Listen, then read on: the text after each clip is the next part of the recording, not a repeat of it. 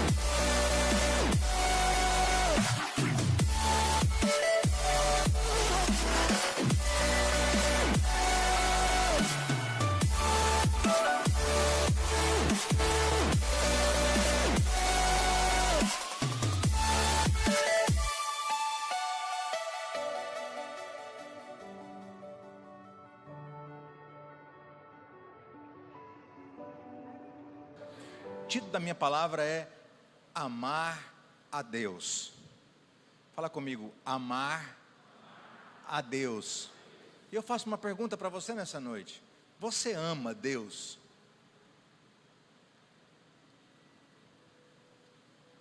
Você ama a Deus? Eu quero ler dois textos. O primeiro está em Deuteronômio, capítulo de número 6, a partir do verso de número 5. Deuteronômio, capítulo de número 6, a partir do verso de número 5. Nós vamos ler até o versículo de número 9. Até o versículo de número 9. Amarás, pois, o Senhor teu Deus de todo o teu coração, de toda a tua alma e de todas as tuas forças. E estas palavras que hoje te ordeno estarão no teu coração, e as ensinarás a teus filhos, e delas falarás assentada em tua mesa, andando pelo caminho, e deitando-te e levantando-te. Que mais? Também as atarás por sinal na tua mão, e te serão por frontais entre os teus olhos. Ou seja, em outras palavras, o texto diz assim, ó, escreva essas palavras, pregue um cartaz na sua parede, ensine teus filhos, caminhando, almoçando, jantando, passeando, estando com eles. Agora eu quero ler Mateus capítulo de número 22. Mateus capítulo de número 22. No verso de número 37, a palavra do Senhor diz assim, Mateus 22, 37.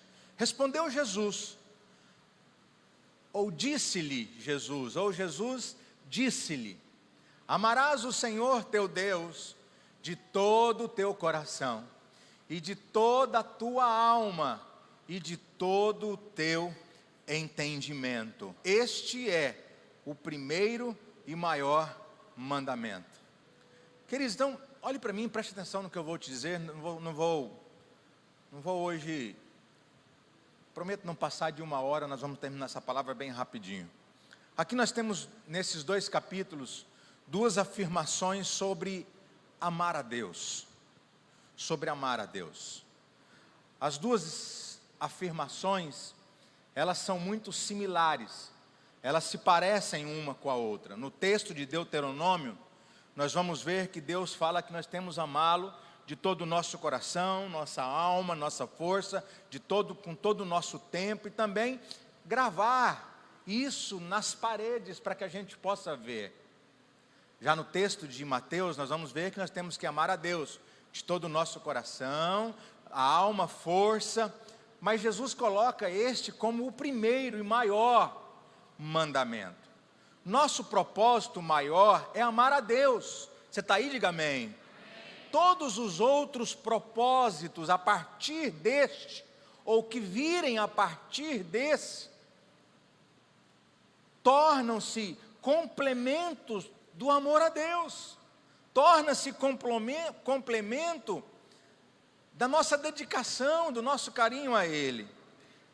E eu preciso que você entenda uma coisa, na cabeça de quase todos os cristãos, há uma lista de tarefas que nós devemos fazer. Na cabeça de quase todas as pessoas que vêm para a igreja e que estão lá fora da igreja, elas dizem assim: eu não vou para a igreja porque não pode beber. Eu não vou para a igreja porque não pode fumar. Eu não vou ser crente porque não pode isso, porque não pode aquilo.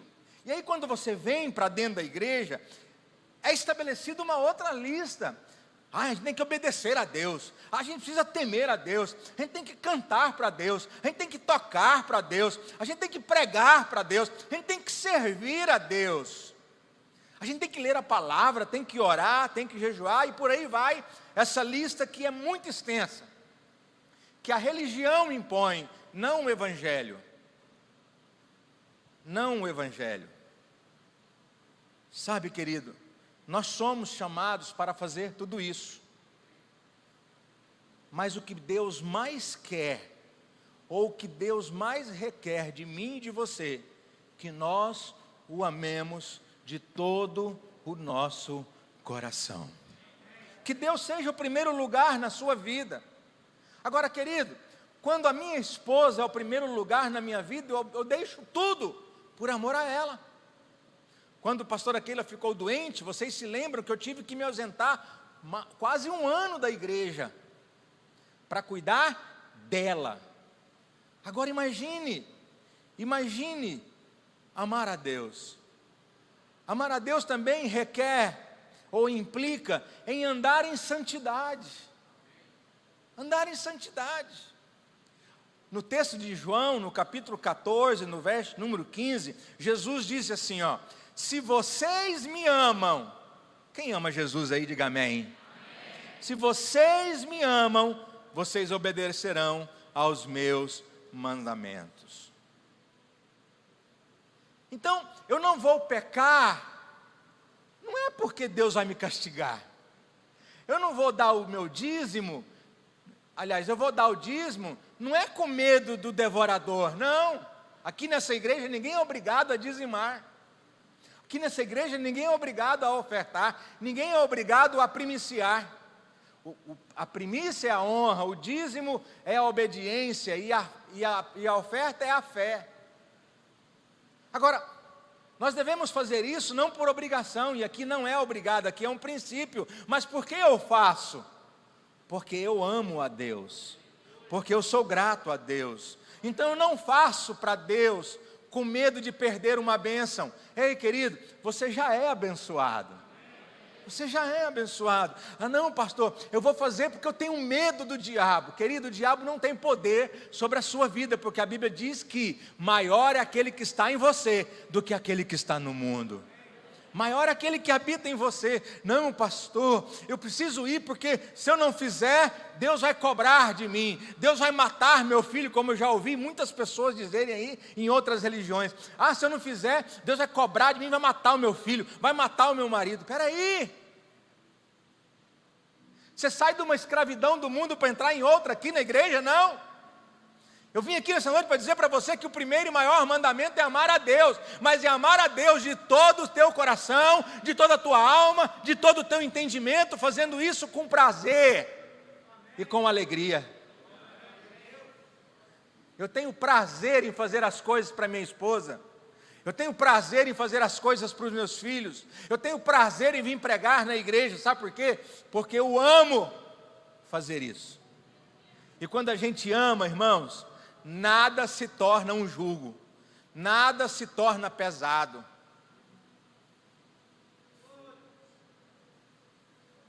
Você pode dizer amém? Amém. Sabe, querido, nosso relacionamento com Deus não pode ser baseado no medo, ele precisa ser baseado no prazer, na alegria.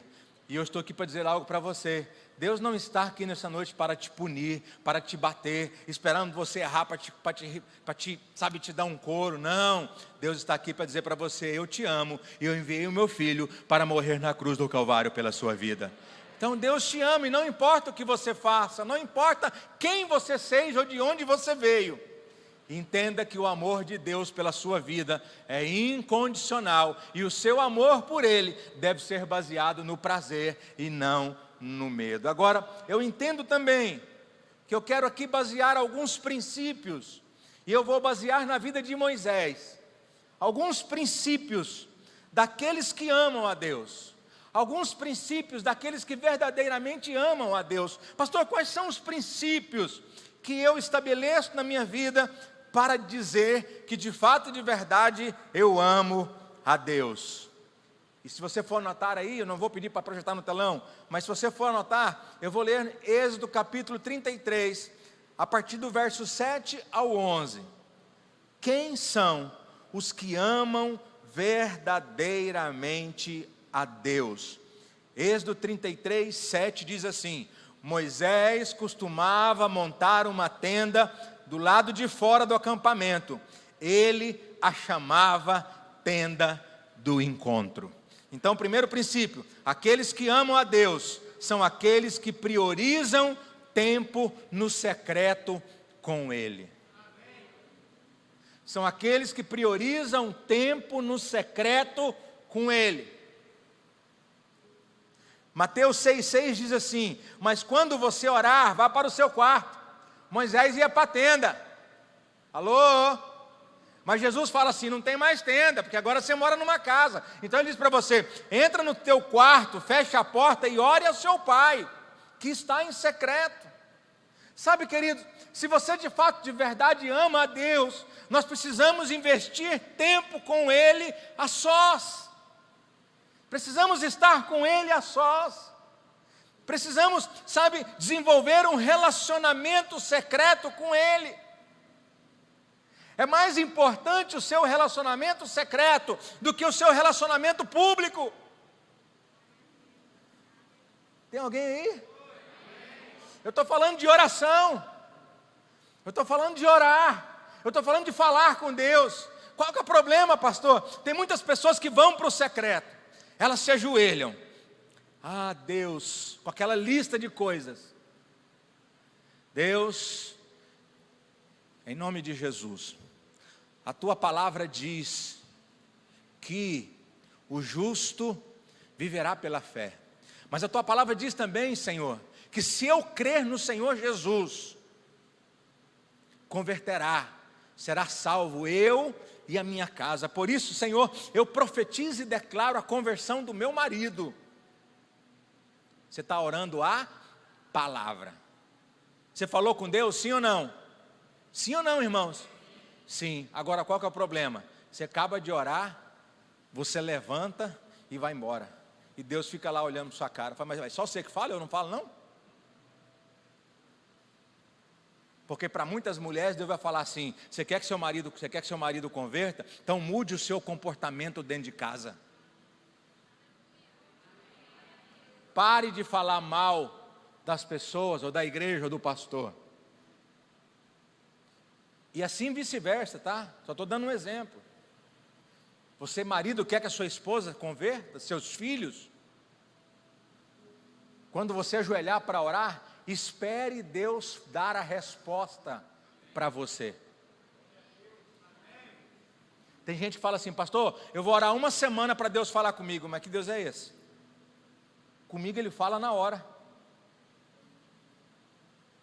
E Deus tem que falar na hora, e Deus precisa falar com você. Deus quer falar com você. Nós precisamos parar com aquela lista extensa de pedidos e ir para a presença do Senhor para dizer: Senhor, eu te amo, o Senhor é precioso para mim, obrigado pela minha vida. Eu estava no hospital com o pastor Oswaldo, e eu já falei isso aqui na igreja, e o pastor Oswaldo queria sair do hospital para ir no culto de domingo, e ele falou assim: só um pouquinho. Eu lembrei da pastora Keila, que quando dava crise nela, ela falava assim: eu vou correr só um pouquinho.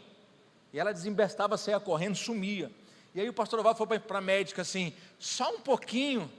Aí ela falou: não, senhor, o senhor não vai sair do hospital. Eu falei: pastor, fica quieto aqui. Ele falou assim: sabe o que é, meu filho? Eu quero trabalhar, porque eu me sinto devedor ao Senhor, por tudo que Ele fez, tem feito e vai fazer na minha vida.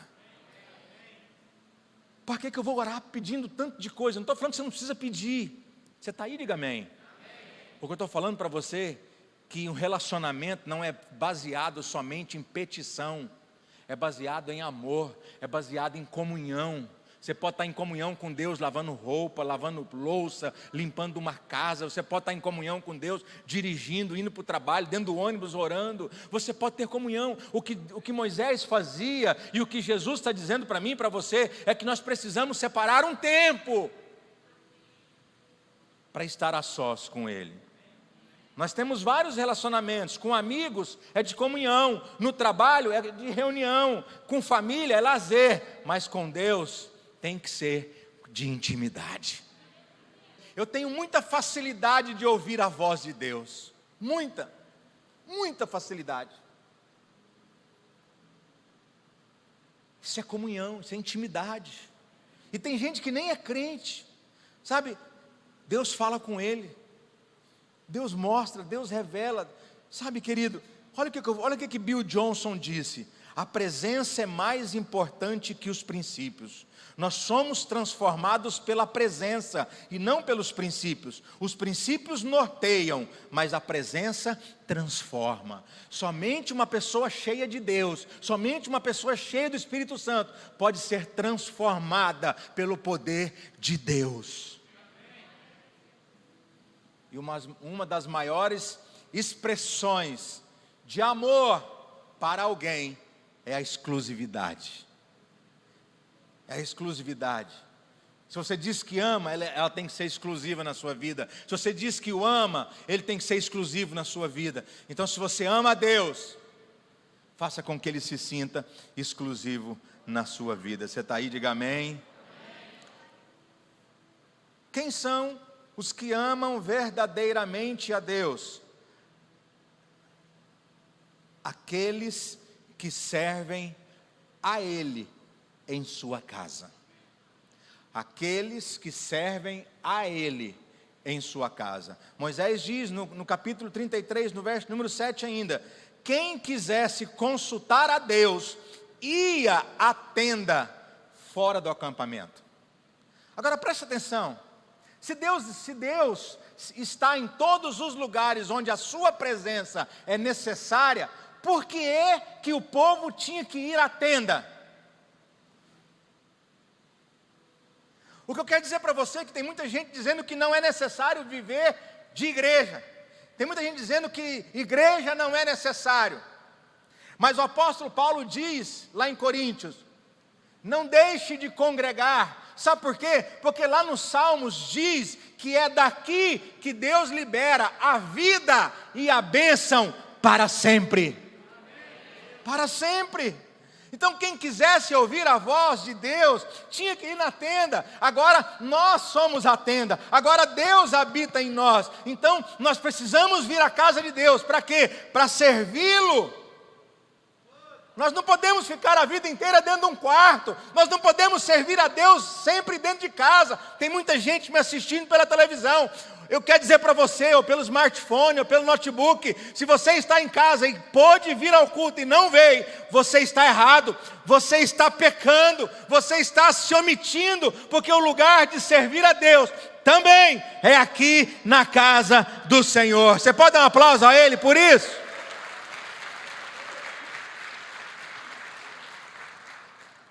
Temos que receber no secreto para servir no coletivo. Vou repetir, temos que receber no secreto para servirmos no coletivo. Buscamos a Deus que está nos céus para servir pessoas que estão na terra. Eu vou dizer de novo, buscamos a Deus que está nos céus para servir pessoas que está na terra. 1 João 3,18 diz assim: filhinhos, não amemos de palavra nem de boca, mas em ação e em verdade. É amando a Deus sobre todas as coisas que conseguiremos então amar o nosso próximo e servi-lo. Por que eu estou aqui, meu irmão, servindo você? Porque eu amo a Deus. Por que o pessoal da música está aqui servindo, cantando e servindo a você? Porque ama a Deus. Esses meninos vêm para cá 4 horas da tarde. ensaia durante a semana, ensaia. Para quê? Para servi-lo. Esses irmãos estão em pé nas câmeras, para quê? Servindo. Tem gente lá no berçário, tem gente lá, no berçário não, lá no culto Kids, fazendo o quê? Servindo os seus filhos. Só quem ama a Deus consegue servir ao próximo. Só quem ama a Deus, sabe, tem gente que não é preciso nem falar que Deus está na vida dele. É só olhar o comportamento de servo que ele tem.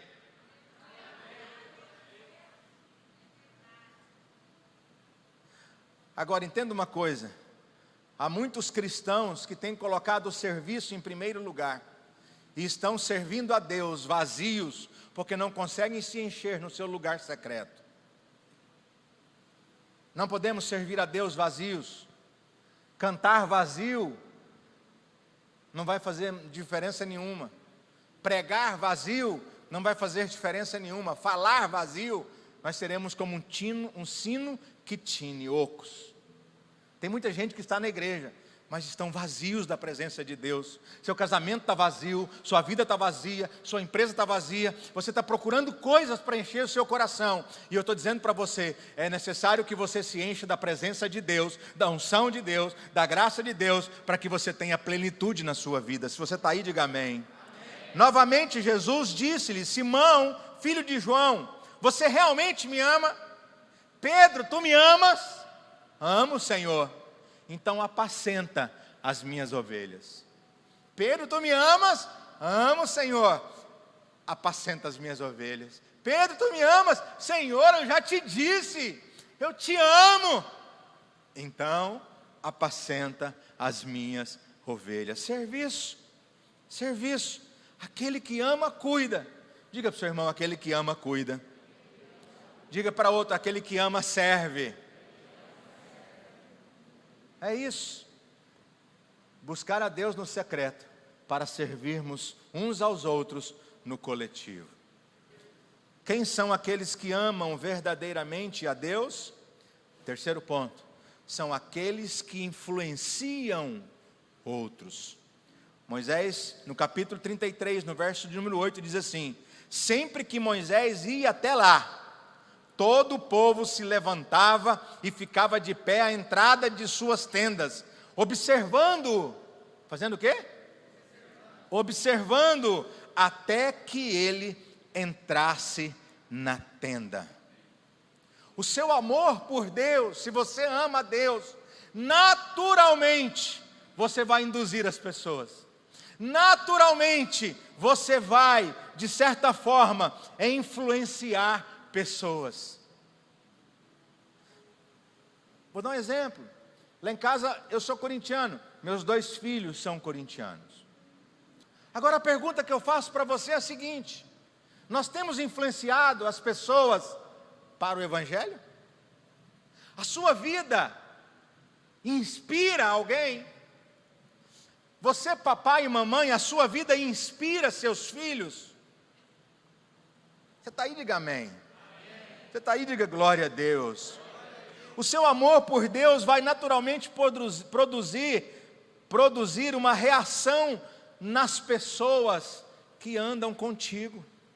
Precisa produzir reação, precisa mexer com ela. O texto diz que quando Moisés entrava na tenda do encontro, as pessoas levantavam. E a palavra levantava, no hebraico, significa tornar-se poderoso, entrar em cena. Ou seja, quando eu estou cheio de Deus, eu preciso influenciar pessoas, e quando eu influencio essas pessoas, elas se tornam fortes, elas se tornam poderosas, elas mudam de vida, elas crescem em empoderamento. E é isso que eu estou dizendo sobre você, meu irmão, sobre a sua vida. Você será alguém que há de liberar de você poder e autoridade sobre a vida das pessoas. Você vai encher as pessoas com uma unção que vai extrapolar da sua vida. Influenciar. Quem é o super-herói dos seus filhos? A quem você está influenciando? E eu quero abrir um parênteses aqui, dizer para você que o seu movimento em direção a Deus precisa tirar as pessoas da inércia, do comodismo.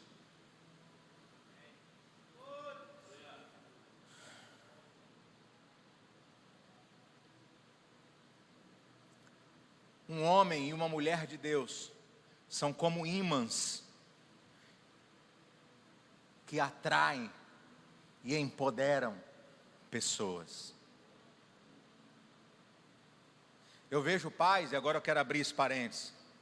Eu vejo pais que a filha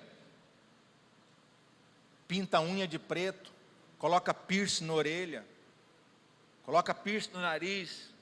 Não sou contra isso não, faz tatuagem, não sou contra isso. Filhos que passam o dia todo no smartphone, não sou contra celular. Eu vejo algumas moças na igreja, eu tenho visto, moças que nem usam mais batom.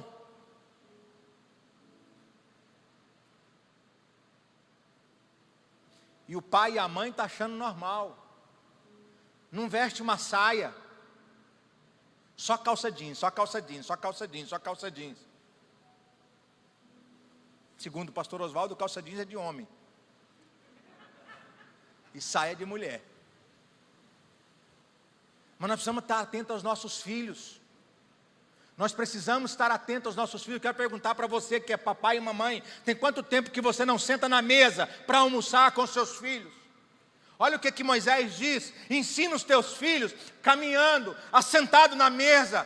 Ensina os seus filhos, escreve na parede o que eles têm que fazer. Você precisa ensinar os seus filhos a amar a Deus. Mas tem muitos pais que estão dentro da igreja, perdendo os filhos. Sabe o que está faltando para nós? Cuidarmos mais e darmos mais atenção para os nossos filhos. Talvez a tatuagem que ele faz, talvez a briga que ela dá, você tem filho adolescente, talvez a briga que eles dão, sabe por quê? É porque nós estamos perdendo nossos filhos. Está na hora de você trazer os seus filhos e influenciar, principalmente os de casa, porque a Bíblia diz: o que adianta você ganhar o mundo inteiro e perder a sua família, perder o seu casamento, perder os seus filhos? O que adianta eu ter uma igreja com 10.000 membros e não ter o meu filho e minha filha servindo ao Senhor?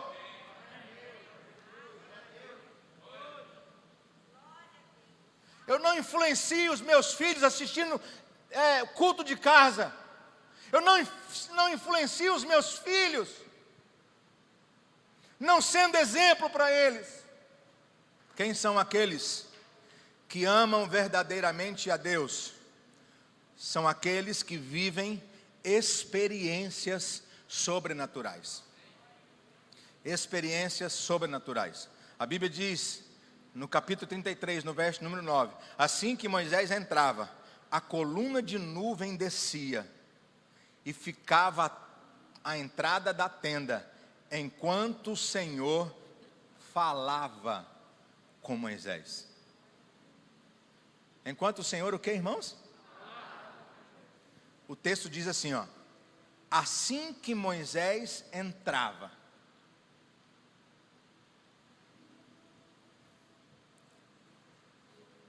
Ouve isso. A sua ação natural produz uma reação no mundo espiritual. Ixi, só tem um crente aqui. A sua ação natural produz uma reação no mundo espiritual. Quando Moisés entrava, Deus descia. Quando Moisés entrava, Deus descia e falava com ele. Tem pessoas que vivem a vida inteira à porta, não entram, não saem. Tem pessoas que vivem a vida inteira na janela, como Eutico, dormindo. Uma hora pode cair e morrer. Sabe, irmãos, nós fomos chamados para entrar. Nós fomos chamados para ter experiência com Deus. Eu vinha no carro lendo com Nicole o capítulo de número 34 de Deuteronômio. É o último capítulo de Deuteronômio. Presta atenção nisso. É o último capítulo de Deuteronômio. Deus pega Moisés e Josué, levam eles para cima do monte e diz para Moisés: escreve aí. Provavelmente não era Moisés que escrevia, era Josué, que era o discípulo. Escreve aí: eu jurei a Abraão, a Isaque e a Jacó dar esta terra aos meus filhos. Ele escreve. Eu disse que vocês comeriam melhor dessa terra. Escreve, ele escreve. Moisés, escreve aí: não houve profeta em Israel como Moisés. E Moisés, escreve aí, Josué. Escreve aí, Josué. Aí, você foi poderoso em obras. Você foi um profeta poderoso. Escreve aí: sou poderoso. Olha a terra agora, Moisés. Moisés, escreve aí: olha a terra. Estou olhando, Senhor. Você não vai entrar. E você vai morrer aqui. Porque agora acabou o livro e sua morte está decretada.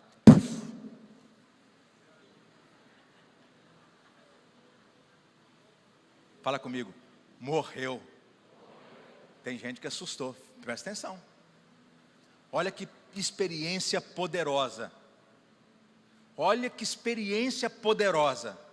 Moisés escrevendo sobre a própria morte. Moisés não estava nem aí, sabe por quê? Porque quem estava lá era o autor da vida. Eu pergunto para você: você tem experiências com Deus ou você conta as experiências dos outros? Você tem experiências com Deus ou você ainda continua contando aquela experiência de quando você se converteu, quando você amava a Deus?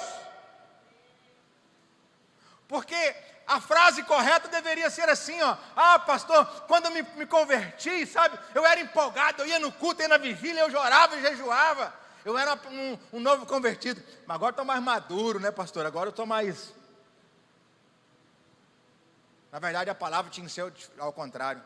Quando eu amava a Deus, eu ia no culto, eu ia na vigília, eu ia na oração, eu ia na segunda-feira, eu ia na terça, eu ia na quarta, eu estava no culto na quinta, na sexta, no sábado, domingo, eu orava, eu lia a Bíblia. Mas agora parece que a gente deixou de amar a Deus e começou a amar mais as coisas. E passou a dar mais importância ao nosso próprio prazer. Por amor, irmãos, nós queremos ir além e não ficar ao aquém. Os seus anos de cristão têm te trazido mais experiências com Deus ou você parou? Em uma empresa, você pode passar 30 anos fazendo a mesma coisa, mas com Deus, deixa eu dar uma notícia para você: todos os dias tem algo novo. E eu encerro o último ponto dizendo o seguinte: quem são os que amam verdadeiramente a Deus? São aqueles que discipulam a próxima geração. Fala comigo: são aqueles que discipulam a próxima geração. O Senhor falava com Moisés face a face, versículo 11, como quem falava com seu amigo. Como quem falava com seu amigo.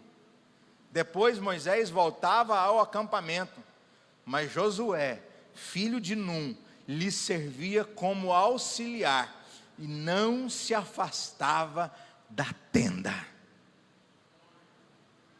Sabe por que Josué não se afastava da tenda? Primeiro, porque ele amava a Deus. Segundo, porque Moisés o discipulava.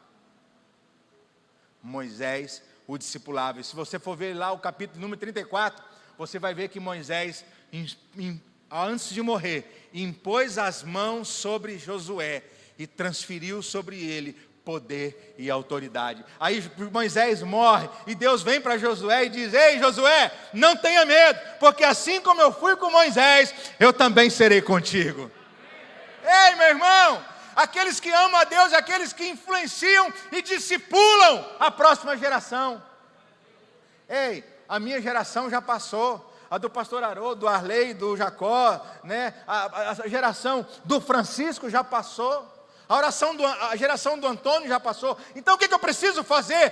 Pega a tua sabedoria, pega a tua experiência, senta com os teus filhos, senta com os teus filhos biológicos e filhos espirituais, e discipulem eles. Não diga para eles o que é pecado. Diga para eles o que fazer. Diga para eles o que é santidade. Diga para eles o que é presença de Deus. Diga para eles o que é isso, o que é aquilo que Deus faz. Não diga para eles o que eles não devam fazer. Agora, em tudo que você for ensinar, escuta o que eu vou te dizer. Você precisa ser exemplo. Porque não vivemos mais numa geração, os nossos filhos não aceitam mais a gente dizer, faz o que eu falo, mas não faz o que eu faço. Meu pai dizia isso para mim. Ele ia fumar e eu pedia para acender o cigarro, ele dizia para mim assim, você não vai fumar, menino? Ora! E até o tempo que ele morou em casa, eu não fumei. Mas o dia que ele saiu de casa, a primeira coisa que eu fiz foi fumar. Mas eu obedecia meu pai.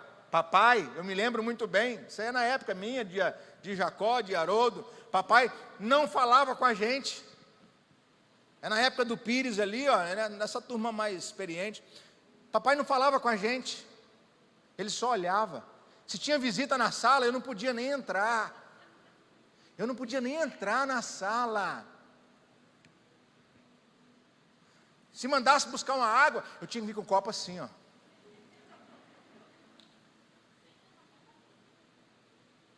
Hoje, muitos pais reclamam que os filhos não obedecem. A culpa não é dos filhos, a culpa é dos pais.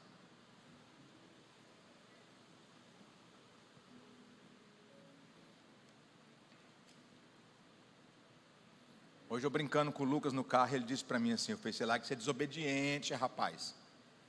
Ele falou, rapaz, olha para mim, você nunca teve filho desobediente? Você não sabe o que é filho desobediente? Eu falei, não sei mesmo, e nem neto eu vou ter. Aí ele falou assim, mas não vai mesmo, porque meus filhos... Eu falei para ele, eu quero ver.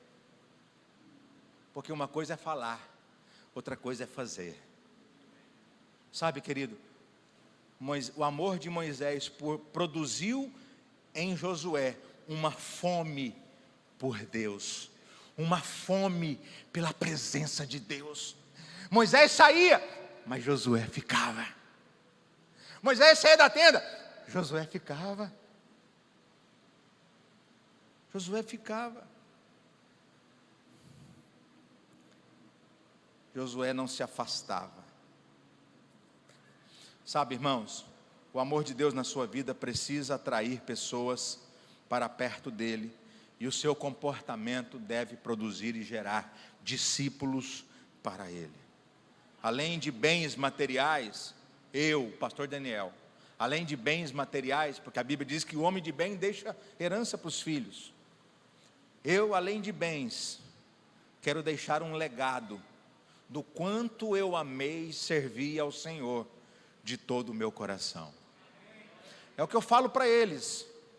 Tem hora que dá vontade de ir embora. Tem hora que dá vontade de largar tudo isso aqui.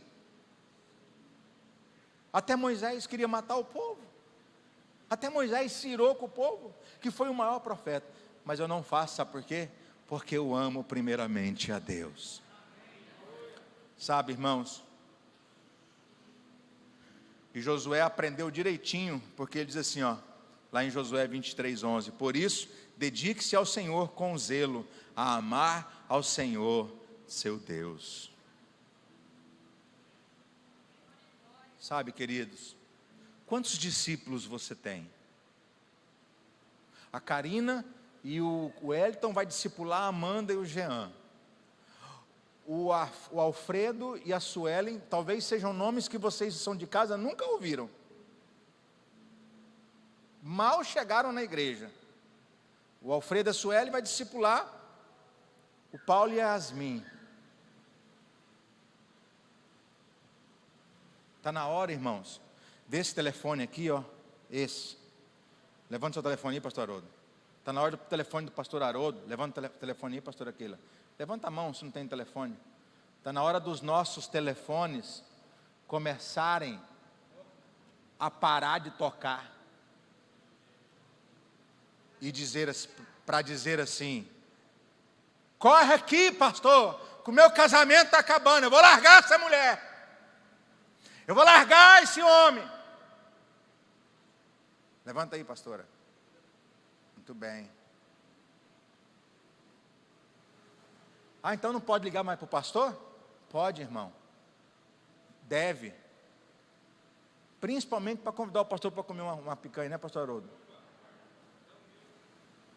Mas a pergunta que eu faço para você é a seguinte: no dia a dia, quem anda com você? Quem está com você? Porque eu viro para o Lucas Henrique, para o Cristiano Lucas e para a Thalita e pergunto para eles: como que está o Denis e a Aline? E pastor, o Denis e a Aline está uma benção. Denis vai ter assim, ó. Denis e a Aline é uma benção. O único defeito dele é flamenguista. Agora, presta atenção, olha para mim aqui. O dia que o Denis estava numa pior, você ligou para quem? Para o Cristiano Lucas ou para mim? Você ligou para mim. Então o meu telefone não é inacessível. E não é também porque o Cristiano Lucas não deu conta de resolver a questão. Não é isso. É porque eles sabem também que eles têm pastores. E eu não estou falando que você não pode ligar para mim para falar de problema. Não é isso não. Porque o telefone nosso toca é 99,999999 é para resolver pepino. Só que nós que somos pastores e líderes também falamos. Vocês não ouvem. Aí, sabe o que acontece? A giripoca precisa piar. A cobra precisa fumar. O siri precisa sair do caranguejo. O balde precisa derramar. O siri precisa sair da lata, né? Do caranguejo. Da lata. Por quê, irmãos? Tem gente que a gente liga e nem atende. Como está seu casamento? Tá bom. Manda mensagem, como é que você está? Não responde. Aonde você está pensando que você vai parar com esse casamento? Aonde você está pensando que você vai parar com essa vida sua? Mas não precisa de ninguém. Como que não? Se até Jesus precisou de alguém para abrir o coração, e esse alguém chamava-se João, era o discípulo do coração. Se até Jesus precisou, você é melhor que Jesus? Mas ninguém precisa saber da minha vida. Mas por quê? Tem alguma coisa oculta aí que ninguém pode saber? Para de infantilidade. Para de infantilidade. Jacó com 78 anos. Eles... É barão de 78. Senta na minha mesa, Pires. Senta na minha mesa e eu falo, como é que tá lá? Ah, pastor, está assim. Discipulado. Qual é o problema de você sentar com Jacó? Qual é o problema de você, Pires, abrir o coração para mim? Qual é o problema de você abrir o coração para o pastor? Ó, pastor, porque eu sei que você sofre, porque mulher dá trabalho. Eu sei que você sofre. Mas você precisa de um discipulador. Você precisa de alguém para cuidar de você. Não é alguém que vai mandar em você. É alguém que vai cuidar de você. Irmãos, ter um discipulador é uma benção. Foi uma benção na minha vida, pastor Bispo Adalberto. É uma benção, pastor Oswaldo. Só de ouvir o que o pastor Oswaldo foi para mim no hospital aquele dia, que eu me sinto devedor, eu fui para casa um lixo. Eu deitei na cama e dormi a tarde inteira.